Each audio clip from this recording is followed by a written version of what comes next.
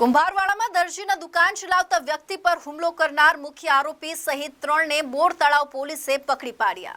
2 દિવસ પહેલા શહેરના કુંભારવાડા અમર સોસાયટી સીતળામાની ડેરી પાસે મુન્નાભાઈ ચૌહાણ નામના વ્યક્તિ પોતાની દરજી કામની દુકાન ચલાવતા હોય અને ત્યાં હનુમાન ચાલીસા વગાડવાની બાબતે એક વ્યક્તિ દ્વારા માર મારવામાં આવ્યો હોય, જેને લઈને આ બનાવમાં 3 વ્યક્તિ સામે મુન્નાભાઈ ચૌહાણ દ્વારા બોર તળાવ પોલીસ સ્ટેશન ખાતે ફરિયાદ નોંધાવવામાં આવી હતી।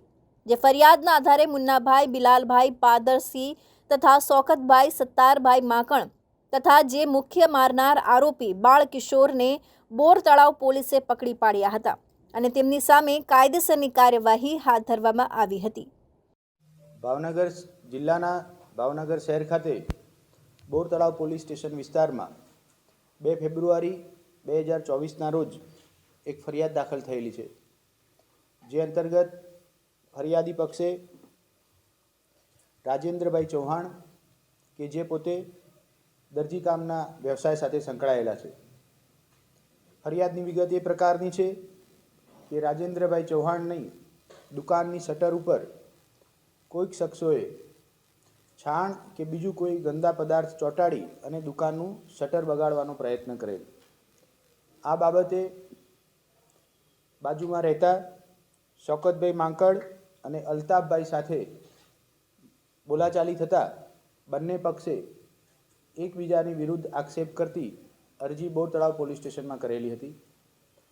બંને પક્ષની અરજી અનુસંધાને બંનેના અટકાયતી પગલાં લઈ કાયદેસર ધોરણસરની કાર્યવાહી બોર તળાવ પોલીસ સ્ટેશન દ્વારા કરવામાં આવેલી હતી।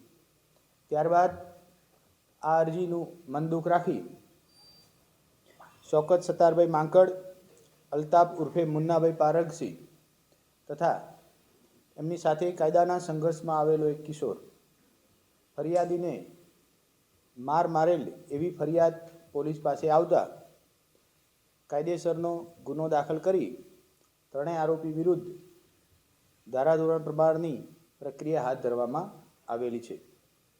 આ સિવાય વિસ્તારમાં કે શહેરમાં કોઈ પણ જાતના પ્રત્યાઘાતો કે પ્રતિઘાત ધ્યાનમાં આવેલા નથી। ફરિયાદી પક્ષને રૂબરૂ સાંભળતા જે ફરિયાદમાં રજૂ કરેલ છે એ સિવાયની એની કોઈ પણ પ્રકારની રજૂઆત નથી।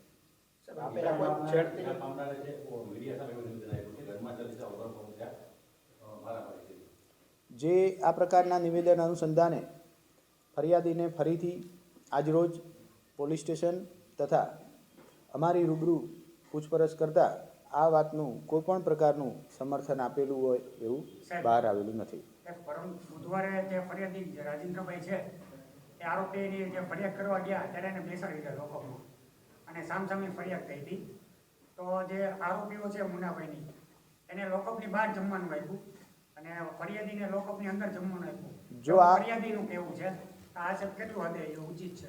જો આ બાબતે રજૂઆત ફરિયાદી પક્ષ તરફથી થશે તો ચોક્કસપણે જવાબદાર અધિકારી અને પીએસઓ વિરુદ્ધ કાયદેસરની કાર્યવાહી કરી ખાતાકીય પગલાં કે શિક્ષાત્મક કાર્યવાહી હાથ ધરવામાં આવશે। સાહેબ, આ મામલામાં કોઈ છેડતીની ફરિયાદ થઈ હતી ખરી અગાઉ કોઈ પણ પ્રકારની આ ફરિયાદી અને આરોપીઓની વચ્ચે ફરિયાદ કે અરજી થયેલી નથી। મુન્નાભાઈ લખાયું છે જે એફઆઈઆરમાં કે અગાઉ કરેલી ફરિયાદમાં જે નામ લખાયું છે જેને લઈને આ ફરિયાદ થઈ? અગાઉ કરેલી ફરિયાદ મતલબ કે જે 2 દિવસ પહેલાં અરજી કરેલી છે એમાં જેનું નામ લખાવેલું છે એનું મનદુખ રાખી અને પોલીસે જે અટકાયતી પગલાં લીધા એ લાગી આવતા આ બંનેની વચ્ચે ઝઘડો થયાનું પ્રાથમિક તપાસમાં બહાર આવેલું છે। વધુ તપાસ હાથ ધરવામાં આવેલી છે। જરૂરિયાત પડે તો ફરિયાદમાં વધુ કલમનો ઉમેરો કરી સખતમાં સખત પગલાં આરોપી સામે લેવાય। ભવિષ્યમાં આ પ્રકારે કોઈપણ શાંતિ દોડવાનો કે સામાજિક કે કોઈપણ પ્રકારની જે શાંતિ છે બની રહે એ દિશામાં પોલીસ પૂરતો પ્રયત્ન હાથ ધરી રહી છે। કેમેરામેન રસૂલ સૈયદ સાથે reporter Firoz Malek, ABC news Gujarat, Bhavnagar.